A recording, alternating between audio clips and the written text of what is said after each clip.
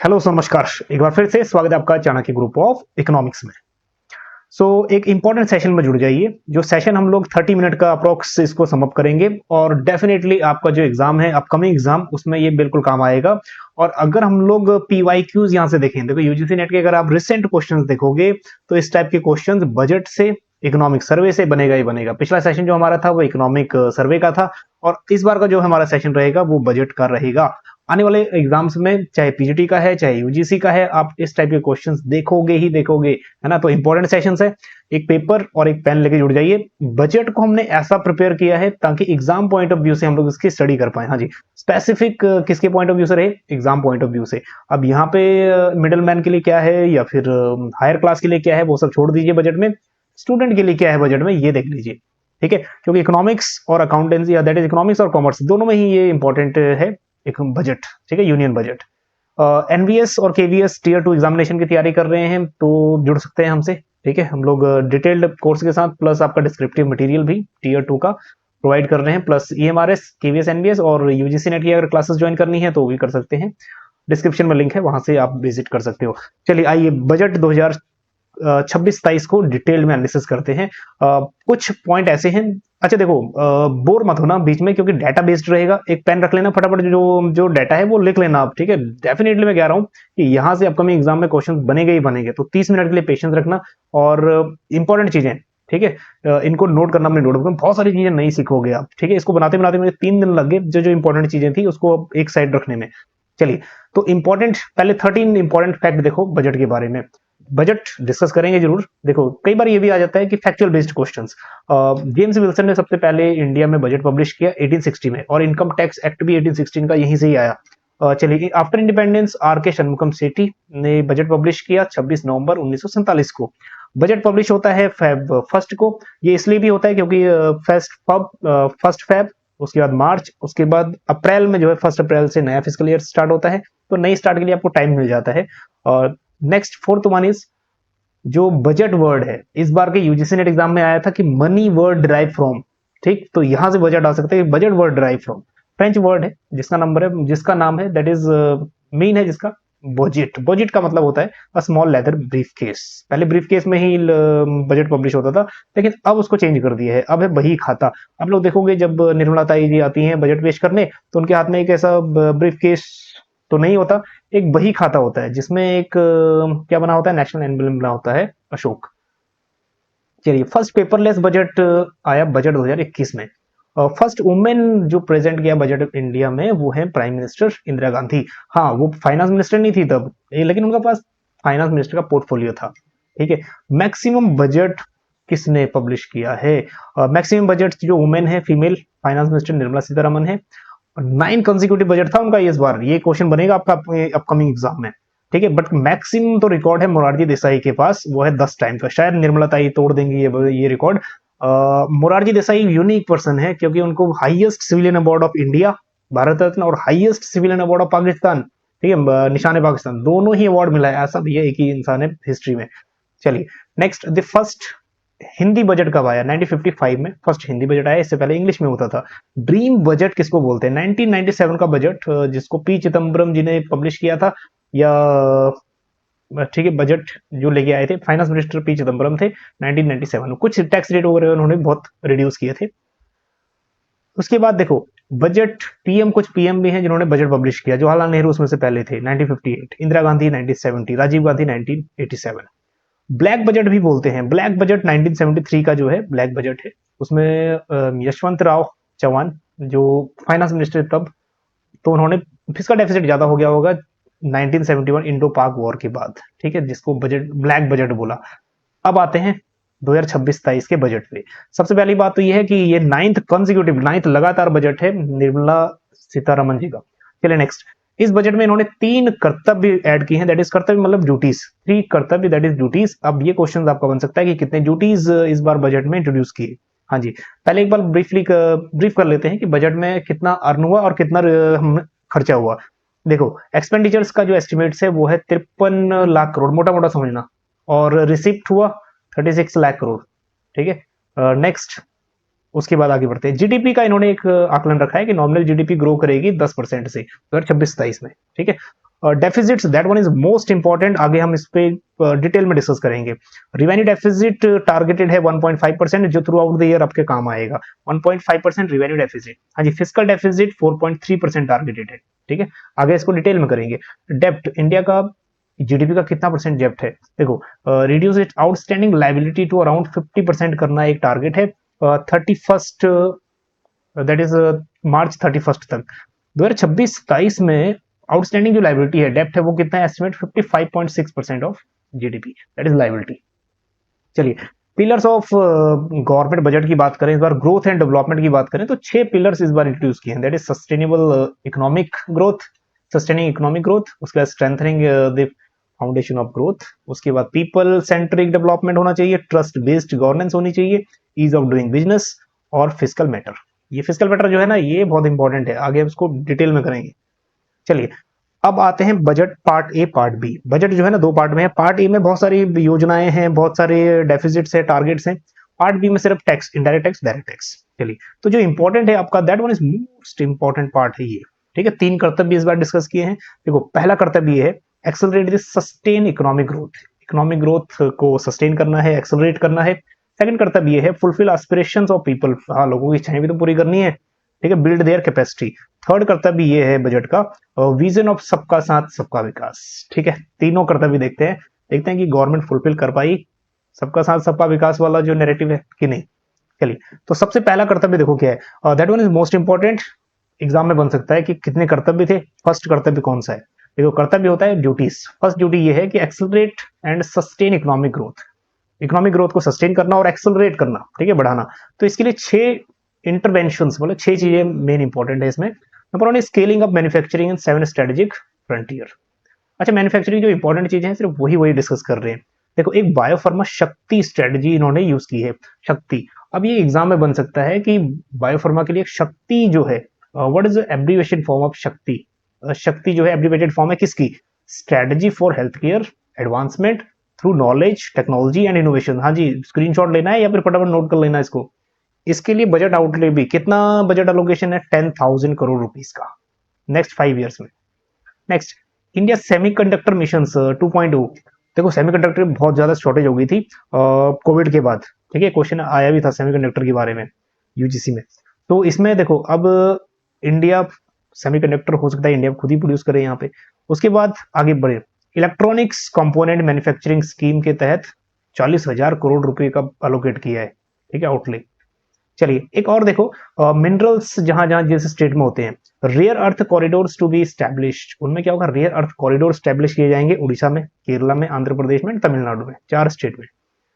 Next second चीज इसमें क्या है, देखो रेजिमिनेटिंग लिजेसी इंडस्ट्रियल सेक्टर्स। लिजेसी है ना, जो पुरानी इंडस्ट्रीज हैं, जो इंपॉर्टेंट इंडस्ट्रीज हैं कह लो, उनके लिए, उनके रिवाइव के लिए 200 लिजेसी इंडस्ट्रियल क्लस्टर्स अनाउंस किए जाएंगे। Next third one is creating champions SMEs, small and medium enterprises जो है उसके लिए चैंपियन एसएमईज का एक सपोर्ट, माइक्रो एंटरप्राइज को सपोर्ट करने के लिए एक इनिशिएटिव है। इसके लिए 10,000 करोड़ रुपीस, ठीक है, फंड अलोकेट किया है। Self reliant India fund additional 20,000 crore, और दैट इज 2,000 करोड़। चलिए, नेक्स्ट फोर्थ वन है delivering powerful push to infrastructure. हाँ, ये इंपॉर्टेंट है, इंफ्रास्ट्रक्चर के लिए, दैट इज कैपेक्स जिसको हम बोलते हैं, कैपिटल एक्सपेंडिचर के लिए 12.2 लाख करोड़ रुपीस का बजट है। इस बार ये ध्यान रखना, कई बार आ जाता है। एंड ये भी पहले हमने इकोनॉमिक सर्वे में किया था, उसमें कितना था बजट का, 4% अप्रोक्स। चलिए, न्यू डेडिकेटेड फ्रीट कॉरिडोर्स, जो मालगाड़ियां होती है ना, फ्रीट कॉरिडोर्स के लिए कनेक्टिंग कहां से कहां तक, ये भी बन सकता है कई बार। तो ये देखो, Dankuni in the east to Surat in the west, मतलब वेस्ट बंगाल से गुजरात तक, ठीक है, सूरत तक, दानकुनी टू सूरत, ठीक है, एक फ्रीट कॉरिडोर बन रहा है। अब ये देखना कहां से कहां तक बन रहा है। ठीक है, 20 न्यू नेशनल वाटरवेज ऑपरेशनलाइज होंगे नेक्स्ट 5 ईयर में। ठीक है, ये भी इंपॉर्टेंट, 20 न्यू वाटरवेज। गवर्नमेंट क्या कर रही है ना, अब रोड पे और रेल में ज्यादा ट्रैफिक हो रहा है, इसलिए ट्रैफिक को डाइवर्ट कर रही है। तो इसलिए जो इनलैंड वाटर का शेयर है, share of inland waterways and coastal shippings, 6% से इसको 12% करना है 2047 तक। That one is most important, upcoming exam में बन सकता है कि कोस्टल शिपिंग का शेयर कितना टारगेट रखा गया है। सो इनलैंड और कोस्टल शेयर शिपिंग के लिए 6% से 12, दुगना। 2047 तक, विकसित भारत होने तक, ठीक है, बहुत टाइम लगेगा। Next, ensuring long term energy security and stability, इसके लिए देखो carbon capturing utilisation storage technologies है और 20,000 करोड़ रुपीस इसके लिए बजट रखा है। Next one is developing city economic regions, इसके लिए अलोकेट किया है 5,000 करोड़। अच्छा, बहुत सारे ऐसी भी थे इसमें जिसमें तो हमने ऐड ही नहीं किए, मतलब इतने चीजें थी, ऐड करते तो कंफ्यूज हो जाते। अभी भी आपको ये ज्यादा लग रहा होगा आई थिंक, बट इतना तो करना ही पड़ेगा, है ना। चलिए, गवर्नमेंट ने 7 high speed rail corridors setup किए हैं कुछ सिटीज के बीच में। तो Mumbai, Pune, Pune Hyderabad and so on, ये थोड़ा सा लिस्ट आपको क्या करनी पड़ेगी, स्क्रीनशॉट लेनी पड़ेगी, नोट करने पड़ेंगे। कई बार बन सकता है ना, यूजीसी बहुत बाल की खाल निकालता है। अभी भी आंसर कीज आई है, बट आंसर कीज से स्टूडेंट, ठीक है, सेटिस्फाई नहीं है, जो क्वेश्चन ड्रॉप होना चाहिए वो हुआ ही नहीं। चलिए नेक्स्ट, सेकंड कर्तव्य क्या है, fulfil aspirations and build capacity of people, लोगों की इच्छाएं भी तो पूरी करनी है, ठीक है। और उसके बाद कैपेसिटी, या फिर ये कह लो कि लोगों में क्षमता भी तो बढ़ानी है। तो उसके लिए क्या किया इन्होंने, education to employment and enterprise. अब इसमें देखो, क्रिएशन ऑफ प्रोफेशनल्स फॉर विकसित भारत, प्रोफेशनल्स को विकसित करना है, प्रोफेशनल विकसित भारत 2047 के लिए। इसके लिए 1 lakh allied health professionals add किए जाएंगे। 1 लाख, ये बहुत कम है, ठीक है, जहां पे 140 करोड़ पॉपुलेशन है उसमें 1 लाख अलाइड हेल्थ प्रोफेशनल्स बहुत ही कम है, ठीक है। अब एक कॉन्सेप्ट आया है, that one is most important, exam में पूछा जा सकता है, व्हाट इज ऑरेंज इकोनॉमी, ठीक है। जितने भी कंटेंट क्रिएटर दिखते हैं ना आजकल आपको, ये जो अपना नॉलेज, अपनी स्किल को यूज करके एजुकेट कर रहे हैं या फिर एक्सपर्टीज अपनी दिखा रहे हैं ऑनलाइन वर्चुअल इंडिया में, तो उसको हम ऑरेंज इकोनॉमी ही बोलते हैं, क्योंकि कुछ ना कुछ वैल्यू एडिशन कर रहे हैं अपना इंटेलेक्चुअल प्रॉपर्टी यूज करके, ठीक। तो इसके लिए इन्होंने क्या किया है, इंडिया, दैट इज गवर्नमेंट ने Indian institute of creative technologies, हाँ जी, कहाँ, मुंबई, ये भी आ सकता है, कहाँ, मुंबई में, ये क्या करेगा, सपोर्ट करेगा। Visual effect, gaming and comics, पहले कहते थे ना गेम खेलना बड़ा गंदा काम है, अगर अच्छा गेम है, गवर्नमेंट कह रही है कि ये एक स्किल है, ठीक है। Next, content creator labs open होंगी, कंटेंट क्रिएटर, आजकल पॉडकास्ट चल रहे हैं वो भी कंटेंट क्रिएटर है, ब्लॉगिंग कर रहे हैं वो भी कंटेंट क्रिएटर है। देखो, जॉब क्रिएशन तो गवर्नमेंट को करना ही है। अब जॉब क्रिएशन गवर्नमेंट अगर खुद नहीं कर पाए तो जाहिर सी बात है, एक नाम दे दिया हमने ऑरेंज इकोनॉमी, जहां पे खुद ही जॉब क्रिएट कर ले रहे हैं लोग। चलिए, इसके लिए कंटेंट क्रिएटर लैब्स ओपन होंगी, हाँ जी, कितनी, 15,000 सेकेंडरी स्कूल्स में एंड 500 कॉलेजेस में, हाँ जी, दैट वन इज इंपॉर्टेंट, याद रखिएगा, इंपॉर्टेंट है। चलिए नेक्स्ट, एजुकेशन के लिए कुछ यूनिवर्सिटीज देखो, 5 university townships to be established, ठीक है, आगे स्टैब्लिश होंगी या फिर शुरू होंगी। नेक्स्ट, थर्ड पिलर देखो क्या है, थर्ड कर्तव्य इसमें ये है, विजन ऑफ सबका साथ एंड सबका विकास, ठीक है, ये मोदी जी का टैगलाइन भी है। अब इसमें क्या है, 4 एरियाज है। नंबर 1 4 एरिया देखो, फार्मर्स इनकम बढ़नी चाहिए, ठीक है, फार्मर्स की इनकम तो 2022 में ही बढ़ जानी चाहिए थी कमिटी के हिसाब से।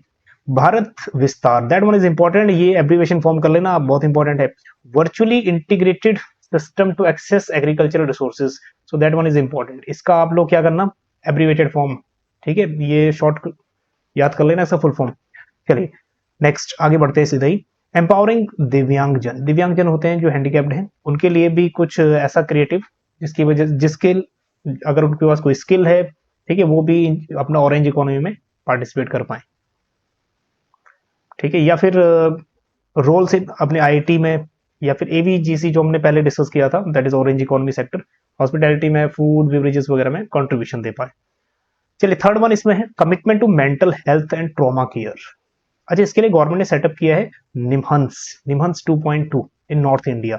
उसके लिए क्या किया ना, government to upgrade national mental health institute upgrade करेगी 2 सिटी में, एक रांची में, ठीक है, झारखंड, तेजपुर असम में, ठीक है, जो होंगे as a regional apex institute. चलिए, focus on Purvodaya states and north eastern states, इन स्टेट्स में कुछ गवर्नमेंट ने फोकस करने की कोशिश की, east coast industrial corridor open करने की, दैट इज शुरू करने की कोशिश की, with well connected node at Durgapur, West Bengal. Next, creation of 5 tourism destinations in 5 Purvodaya states में, नॉर्थर्न स्टेट में 5 टूरिज्म डेस्टिनेशंस, उसके लिए 4,000 ई बसेस स्टार्ट की जाएंगी, ठीक है, प्रोविजन है। हाँ, now that one is most important, अभी तक तो खेल चल रहा था, अब ये आ गया मोस्ट इंपॉर्टेंट की लिस्ट। 16th फाइनेंस कमीशन की रिकमेंडेशन क्या है, इसके चेयरमैन कौन है, ये क्वेश्चन तो बनेगा ही बनेगा। अब देखो, यहां से क्वेश्चन बहुत इंपॉर्टेंट है, बनेंगे। सबसे पहले ये देखना कि ग्रांट इन एड्स जो आर्टिकल 275 के थ्रू प्रोवाइड करती है फाइनेंस कमीशन स्टेट्स को, रिकमेंडेशन देती है बेसिकली। इसमें क्या रिकमेंडेशन दी है, गवर्नमेंट प्रोवाइड करेगी 1.4 lakh crore to the state for fiscal year 26-27। याद रखना 1.4 लाख करोड़ 26-27 के लिए एज फाइनेंस कमीशन ग्रांट, ठीक है, एज रिकमेंडेड बाय, रिकमेंडेशन है 16 फाइनेंस कमीशन की। अब और रिकमेंडेशन देखो, चेयरमैन है डॉक्टर अरविंद पनगरिया, ये सबको पता है, that one is most important. N K Singh 15 finance commission के चेयरमैन थे। उसके बाद इन्होंने भी जो अपनी रिकमेंडेशन थी वो सौंप दी है, फर्स्ट को ही बता दिया कि भैया ये रिकमेंडेशन है हमारी। रिकमेंडेशन इनकी अप्लाई होंगी 2026-27 से 2030-31 तक, ठीक है, 5 ईयर के लिए। अब ये that one is most important, इसका स्क्रीनशॉट ले लीजिए, इसको कलरफिल स्केच में लिख लीजिए, पेन यूज कर लीजिए, आपको में एग्जाम में यहां से क्वेश्चन बनेगा ही बनेगा, ठीक है, नोट करके रख लीजिए बेशक, ठीक। चलिए अब इसमें जो इंपॉर्टेंट चीज है, 16 फाइनेंस कमीशन का जो डिवाइजिबल पूल है सेंट्रल टैक्सेस, डिवाइजिबल पूल क्या होता है कि सेंट्रल अपने टैक्सेस में से कितना स्टेट को शेयर देगा, ठीक है, तो इस बार कितना परसेंट देगा, 41%। लास्ट टाइम 15 फाइनेंस कमीशन की रिकमेंडेशन क्या थी, 41%। इट इज रिमेन कांस्टेंट, ठीक है, ये कांस्टेंट है, रिमेन अनचेंज, 41 पहले भी था, 41% शेयर अब भी है, ठीक है। चलिए तो ये इंपॉर्टेंट है। अब 16 फाइनेंस कमीशन, अभी तक तो हम 15 फाइनेंस कमीशन से बहुत सारे क्वेश्चन आ गए यहां से, याद रखना, आप इसको अंडरस्टिमेट बिल्कुल मत करना। 16 फाइनेंस कमीशन में इनकम डिस्टेंस को सबसे ज्यादा वेटेज दी है, देखो यहां भी 55-45 सबसे ज्यादा क्या था, वेटेज थी। अब देखो कितना है, इसको रिड्यूस कर लिया, 2.5 से रिड्यूस कर लिया, अब 42.5 रह गया है वेटेज। एरिया को देखो कितना वेटेज, 16 फाइनेंस कमीशन में 10, 15 से 10 हो गया। पॉपुलेशन 2011 के हिसाब से देखो 17.5, हाँ जी 15 से 17.5 हो गए। डेमोग्राफिक परफॉर्मेंस अब देखोगे 12.5 से 10 हो गए, हाँ जी। फॉरेस्ट कवर 10 का 10 कांस्टेंट है, और टैक्स एंड फिस्कल एफर्ट्स तो इस बार इन्होंने कुछ मेंशन ही नहीं किया, और कंट्रीब्यूशन टू जीडीपी है एक नया फैक्टर ऐड कर लिया, मतलब ठीक है, ये है 10, हाँ जी। इसको आप नोटबुक में लिखिए और इसको ऐसा करिए कि 3-4 बार आपके सामने रहे और इसको आप पढ़ो, डेफिनेटली यहां से क्वेश्चन बनेगा, इसको बिल्कुल अंडरस्टैंड नहीं करना आपको। चलिए उसके बाद यहां से यूजीसी नेट में कई बार डिटेल में पूछ लेता है, तो इस बार ये पूछ सकता है कि टोटल इन 5 इयर्स में कि कितना ग्रांट देने का प्रोविजन है, ठीक है, यह रिकमेंड किया है कमिटी ने 9.47 लाख करोड़ रुपीस का, ठीक है, स्टेट्स को। उसमें भी देखो लोकल गवर्नमेंट्स के लिए 7,91,000 करोड़, और डिजास्टर मैनेजमेंट 1,55,000 करोड़, ठीक है। अब उसके बाद आपको ये भी देखना पड़ेगा, पीजीटी में तो नहीं पूछेगा वो कि रूरल बॉडीज कितना है या फिर अर्बन बॉडीज कितना है, बट हाँ यूजीसी ऐसी शरारत जरूर करता है, वो बीच बीच में से पूछ लेता है। उसके लिए आपको ये बीच का जो डाटा है ना, ये भी थोड़ा सा करना ही पड़ेगा, क्योंकि जेआरएफ क्वालिफाई करना, नेट क्वालिफाई करना भैया, ठीक है, it's not every one cup of T. तो जो भी डिटेल पड़ेगा वही जेआरएफ वगैरह लेगा, ये बात मान के चलो। और पीजीटी के लिए तो आपको बेसिक करने की जरूरत है। चलिए अब ये देखो बजट 2026-27 में एक और चीज देख लीजिए, जो एस्टिमेटेड है, ठीक है, जो एस्टिमेटेड है वो इंपॉर्टेंट है। अब जो रिवाइज्ड है वो शायद ही पूछे, नहीं पूछने के चांसेस है, ज्यादातर पूछेगा बजट एस्टिमेट्स क्या है नेक्स्ट ईयर 2026-27 के लिए, फिस्कल डेफिसिट क्या है। देखो 4.4 रिवाइज्ड एस्टिमेट है, अब है 4.3, हाँ जी। रिवेन्यू डेफिसिट फिक्स रहा है 1.5, 1.5, प्राइमरी डेफिसिट 0.8, 0.7, हाँ जी, ये इंपॉर्टेंट है, प्राइमरी डेफिसिट 0.7। एक इसमें मिसिंग है इफेक्टिव रिवेन्यू डेफिसिट, तो वो यहां मेंशन हो गया, तो इफेक्टिव रिवेन्यू डेफिसिट कितना है, 0.3, ठीक है, 0.3। नोट्स बना के इसको ऐड करना, आप इसको भूलना मत, क्वेश्चन बनेंगे यहां से। एक और इंपॉर्टेंट नोट कर लीजिए अब, रुपीज कम्स एंड रुपीज गोस, भैया कितना इंपॉर्टेंट है, आप पीवाईक्यू चेक करना थोड़ा सा, है ना, यूजीसी नेट के या फिर अदर पीजीटीज के। पीजीटी में तो सिर्फ पूछता है कि हाईएस्ट कंट्रीब्यूशन किसका है, बल्कि यूजीसी में सीक्वेंस दे देता है कि इसका सही सीक्वेंस क्या है। अब आइए एक एक करके डिटेल में डिस्कस करते हैं। देखो बोरिंग एंड अदर लाइबिलिटीज, अच्छा बोर तो नहीं हो रहे ना, ठीक है, उम्मीद है कि बोर नहीं हो रहे होंगे, क्योंकि डाटा बेस्ड है, अब इसमें ना तो कॉन्सेप्ट यूज है ना कुछ थ्योरी है, और बस सिर्फ डाटा है। चलिए तो boring and other liabilities 24% share है, याद रखना, मैक्सिमम शेयर पहले भी यही था। उसके बाद जो शेयर आ जाता है रुपीज कम्स, अगर हमारा 100 रुपए है, 100 में से 24 रुपए बोरोइंग से आ रहा है, तो अगर 100 रुपए बोरोइंग से आ रहा है तो जाएगा भी तो इंटरेस्ट पेमेंट, तो इसीलिए वहां इंटरेस्ट पेमेंट सेकंड नंबर पे आएगा रुपीज गोज में। देखिए next one is income tax. हाँ जी, इनकम टैक्स शेयर कितना, 21%। फिर उसके बाद देखोगे आप, यहाँ हमें मिलेगा कॉर्पोरेशन टैक्स 18%। फिर मिलेगा जीएसटी। जीएसटी का शेयर लास्ट टाइम से कम हो रहा है, इनकम टैक्स का शेयर बढ़ रहा है। ठीक है, जीएसटी 15% पे आ गया है। उसके बाद आप देखोगे नॉन टैक्स रेवेन्यू 10% और कस्टम्स 4%, एक्साइज ड्यूटी 6%, नॉन डेप्ट कैपिटल रिसिप्ट 2%। हाँ जी, रुपीज गोज, आखिर ये रुपीज जाता कहाँ है? देखो, ज्यादा लोन लोगे तो ज्यादा इंटरेस्ट देना पड़ेगा आपको, है ना। इंटरेस्ट पेमेंट कितना है, 20%। हालांकि इंटरेस्ट पेमेंट सेकंड नंबर पे है अभी भी। फर्स्ट नंबर पे यही है, that is state share of taxes, है ना। गवर्नमेंट को क्या है, स्टेट को शेयर भी तो लौटाना है टैक्सेस का, स्टेट को। ठीक है, जब भी हम बर्गर खाते हैं कहीं पे, उसमें 2 टैक्स होते हैं, सीजीएसटी और एसजीएसटी। ठीक, तो स्टेट का शेयर भी तो है, state share of taxes 22%। Next, उसके बाद आगे देखो, इंटरेस्ट पेमेंट सेकंड नंबर पे। ठीक है, याद रहेगा। अब थर्ड नंबर पे यहाँ चेक करोगे तो मिलेगा सेंट्रल सेक्टर स्कीम्स। ठीक है, फोर्थ नंबर पे हम देखेंगे तो हमें मिलेगा डिफेंस। डिफेंस में थोड़ा बढ़ता हुआ नजर आ रहा है। ठीक, फिर उसके बाद हमें मिलेगा central sponsored schemes, finance commission other और मेजर सब्सिडीज 6। हाँ जी, फिर उसके बाद अदर एक्सपेंडिचर वगैरह खैर इतना कोई नहीं पूछता। पेंशन इस बार सिविल पेंशन 2%। चलिए, अब लास्ट में एक चीज और देखो, मेजर एक्सपेंडिचर्स, क्योंकि ये क्वेश्चन भी बन चुका है, पहले ही मैंने जब दिखाया था ना आपको पहली स्लाइड्स में, वहां भी ये क्वेश्चन था। ट्रांसपोर्ट को सबसे ज्यादा बजट अलोकेट किया है इस बार गवर्नमेंट ने, ट्रांसपोर्टेशन को। ठीक है, मेजर आइटम्स ट्रांसपोर्टेशन को 5,98,000 करोड़।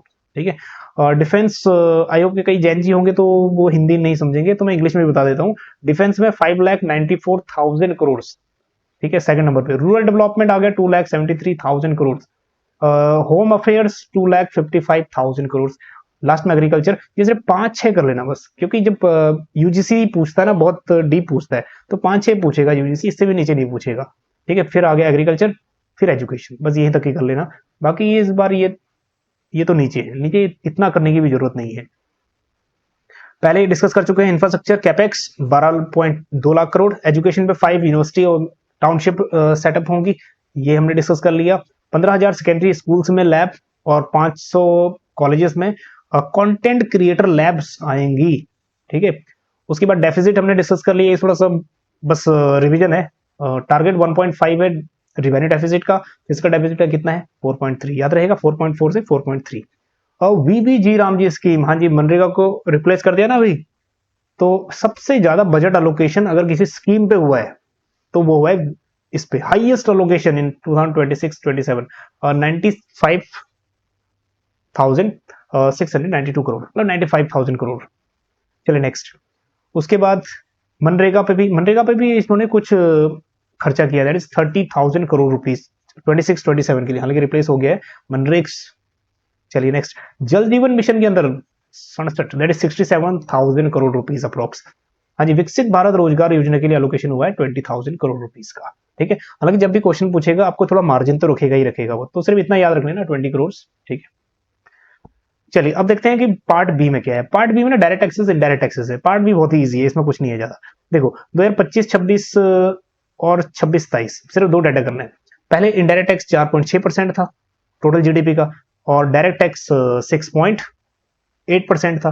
तो टोटल जो जीडीपी है उसका शेयर था टैक्स रिसिप्ट में 11.4। अब ये नेक्स्ट ईयर जो टारगेट रखा है 11.2 रखा है, उसमें भी 6.9। डायरेक्ट टैक्स का तो बढ़ रहा है शेयर, बट इनडायरेक्ट टैक्स का शेयर जो है 4.6 से 4.3। ठीक है, ये बात ध्यान रखना। चलिए, अब आने वाला है न्यू टैक्स एक्ट 2025, अप्रैल से लागू हो जाएगा। सिंप्लीफाइड इनकम टैक्स रूल्स होंगे उसमें, जिसमें इजिली समझ पाए, इतना ही सिंपल होगा जितना सिंपल जीएसटी था लोगों के लिए। चलिए आगे बढ़ते हैं, टैक्स का रिवीजन देख लो। टैक्स वही है स्लैब्स जो लास्ट टाइम थी। देखो 4 लाख तक वही स्लैब, कोई टैक्स नहीं। 4 लाख से 8 लाख इनकम है तो 5% टैक्स, 8 लाख से 12 तो 10%, 12 लाख से 16 लाख तो 15% एंड सो ऑन। थोड़ा सा स्टडी कर लेना। और हाँ, गवर्नमेंट ने बोला है कि 12 लाख रुपीस तक कोई टैक्स नहीं है। क्वेश्चन में इंटरव्यू के लिए दे रहा हूँ आपको, इंटरव्यू में पूछा गया ये क्वेश्चन एक कैंडिडेट्स को, कि अगर 12 लाख, पिछली बार भी 12 लाख ही था ना, अगर 12 लाख रुपए लास्ट टाइम नील था, तो ये जीरो से ये 4 से 8 तक 5% टैक्स, तो फिर जीरो कैसे हुआ? ठीक है, एक बात याद रखिएगा, टैक्स स्लैब का मतलब ये नहीं होता टैक्स में रिबेट कितना मिल रहा है। ये गवर्नमेंट हमें रिबेट दे रही है 12 लाख रुपए तक। ये रिबेट है 12 लाख, कहने का मतलब है गवर्नमेंट, अगर आप देखो 0.4 से आपके 8 अगर सैलरी बन गई तो इसका 25% देना पड़ेगा। 5% कितना होता है 20,000। और अगर यहाँ आप 8 लाख से 12 लाख इनकम में, यहाँ फिर आपका 4 पे 20, दैट इज 10%। 4 लाख का 10% कितना हुआ 40,000। ठीक है, तो ये 60,000 रुपए रिबेट दे रही है गवर्नमेंट। ठीक, तो मतलब 12 लाख तो कोई टैक्स नहीं भरना है। अब ये जो टैक्स रेट्स हैं ये बाद में अप्लाई होंगी उन पे जिनकी इनकम 12 लाख से ऊपर होगी। याद रखना, ये रेट्स अप्लाई होंगे उन पे जिनकी सैलरी 12 लाख से ऊपर होगी। ठीक है, याद रखना 12 लाख से ऊपर हुई तो ये सब स्लैब लागू हो जाएंगे। 12 लाख से नीचे सैलरी तो कोई लागू नहीं होगा इसमें से। अब एक बात ये भी रखना, 75,000 का एक स्टैंडर्ड डिडक्शन भी है। ठीक है, तो 12 लाख 75,000 मान के चलो आप। ठीक है, 75,000, हाँ, इतना रुपए तक टैक्स नहीं लगेगा, इसके बाद टैक्स लगेगा। चलिए, तो ये था टोटल हमारे पास बजट का एनालिसिस। और आई होप कि आपने बहुत सारी चीजें इसमें से नई सीखी होंगी और बहुत सारी चीजें इसमें से नोट भी की होंगी। ठीक है, क्योंकि इस टाइप के क्वेश्चन जो हैं पहले बने हैं, तो भैया इसको अंडर एस्टिमेट बिल्कुल नहीं करना। इसको आपको क्या करना है, हाँ, नोट करना है, क्योंकि इस टाइप के क्वेश्चंस बने हैं पहले। देखो यहाँ भी बना है 2025-26 बजट से, डिफेंस में सबसे ज्यादा एलोकेशन था तो यहाँ पूछ लिया। ठीक है, क्रोनोलॉजी पूछ ली उनकी। ये जून 2025 का एग्जाम के क्वेश्चन है ये। चलिए, तो तैयार रहिएगा अपने डिटेल्ड एनालिसिस के साथ। ठीक है, अब एग्जाम में जाओगे तो ये जरूर कवर करके जाना। बाकी इसकी स्क्रीनशॉट आपने ले ली होंगी। चलिए, इस सेशन में इतना ही। अब मिलेंगे आपको किसी एक नेक्स्ट टॉपिक के साथ।